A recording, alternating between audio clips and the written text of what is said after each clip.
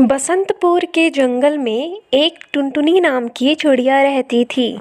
टुनटुनी चिड़िया अनाथ थी। उसके लिए 2 वक्त का भोजन भी जुटाना बहुत मुश्किल था।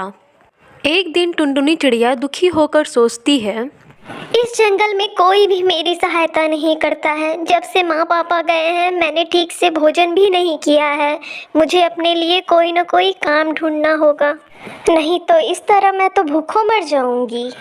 फिर टुनटुनी चिड़िया उड़ते हुए दूसरे जंगल पहुंच जाती है। वहां देखती है कि बहुत सारे पक्षी बड़े चाव से मोमो खा रहे हैं। अरे ये कौन सी चीज है जिसे पक्षी इतने चाव से खा रहे हैं? क्यों ना मैं भी ये बनाना सीख लूं और खुद की दुकान खोल लूं। इससे मेरा एक आय का स्रोत भी बन जाएगा और मेरी गरीबी भी दूर हो जाएगी। फिर टूनी चिड़िया अपने जंगल लौट जाती है और कुछ पैसों का इंतजाम करके मोमोज का ठेला लगा लेती है। आओ पक्षियों आओ, मेरे हाथ का टेस्टी मोमो खाओ। मेरे हाथ का टेस्टी मोमो खाओगे तो दूसरा कुछ खाना भूल जाओगे। धीरे धीरे पक्षियों की भीड़ टुनटुनी की दुकान पर होने लगती है। अरे टुनटुनी जरा एक प्लेट मोमो दे तो देखो तेरा मोमो कैसा बना है। सिर्फ बातें ही बना रही है या कुछ दम भी है इसमें? हाँ हाँ बहन, जरूर खा के देखो। अगर अच्छा लगे तो और पक्षियों को भेजना मेरी दुकान पर।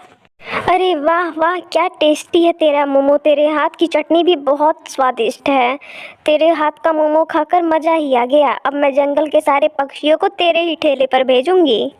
देखते ही देखते टुनटुनी का मोमो पूरे जंगल में मशहूर हो जाता है और सारे पक्षी सुबह से ही लाइन लगा लेते हैं टुनटुनी के ठेले पर मोमो खाने के लिए।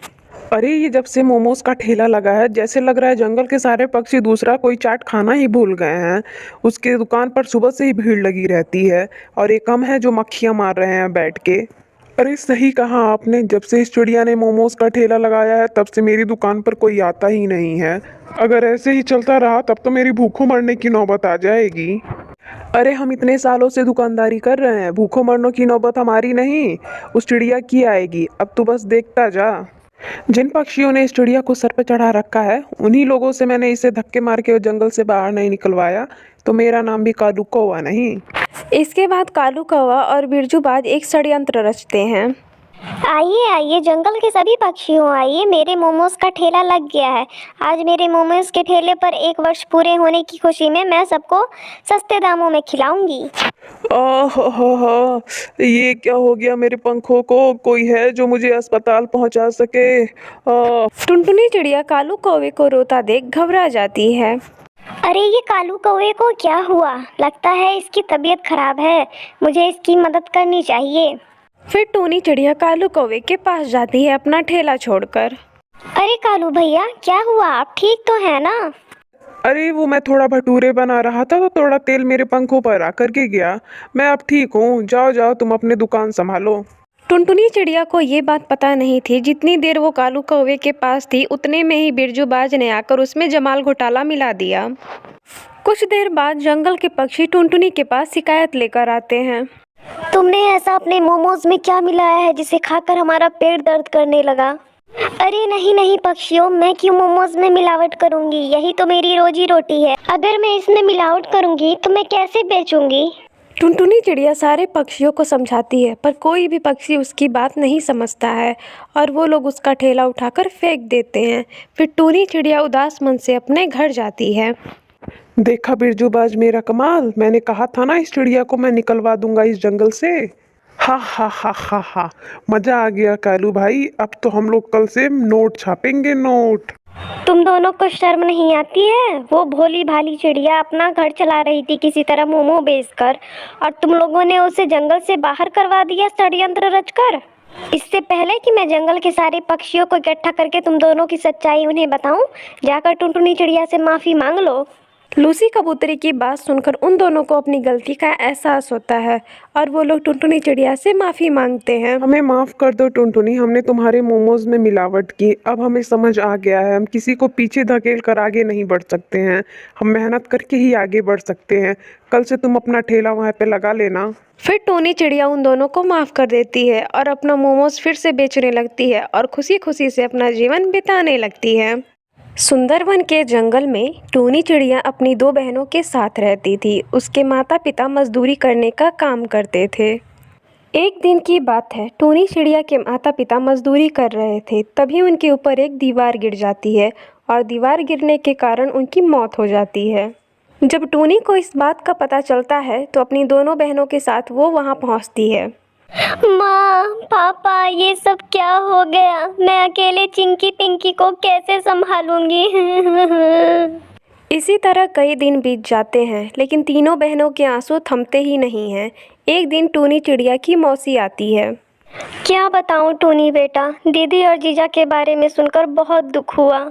तुम तो जानती हो बेटा, मैं शहर में मेहंदी लगाने का काम करती हूँ और कोई ना कोई आए दिन त्योहार आता ही रहता है। मुझे समय ही नहीं मिलता है। मैं किसी तरह आज समय निकाल कर आई हूँ तुम्हारे पास। टुनटुनी मौसी, तुम ही बताओ मैं अकेले घर कैसे संभालूं? चिंकी पिंकी भी अभी छोटी हैं। माँ पापा के जाने के बाद हमारी पढ़ाई भी छूट गई। घर का खर्च कैसे चलेगा? मुझे तो कुछ समझ नहीं आ रहा है। टूनी बेटा, तुम तीनों मेरे साथ मेरे घर चलो, मैं तुझे वहाँ मेहंदी लगाना सिखा दूंगी। जब तू अच्छे से मेहंदी लगाना सीख जाएगी तो खुद का काम शुरू कर लेना तू। बात तो तुम सही कह रही हो मासी, अब इस घर में मैं ही बड़ी हूँ तो मुझे ही कुछ करना पड़ेगा। इस तरह टूनी अपनी दोनों बहनों को लेकर अपने मासी के घर चली जाती है। बच्चों, ये लो भोजन और खा लो, खाकर सो जाओ। अगले दिन से टूनी की मासी उसे मेहंदी लगाना सिखाती है। टूनी चिड़िया भी मन लगाकर मेहंदी सीखती है। कुछ ही दिनों में टूनी चिड़िया बहुत अच्छी मेहंदी लगाना सीख जाती है। फिर टूनी चिड़िया अपना खुद का काम शुरू कर देती है, पक्षियों को मेहंदी लगाने का। लेकिन 2 दिन तक उसके पास कोई नहीं आता है। टूनी चिड़िया बहुत ही ज़्यादा उदास हो जाती है। फिर एक दिन टूनी चिड़िया के पास एक पक्षी आती है।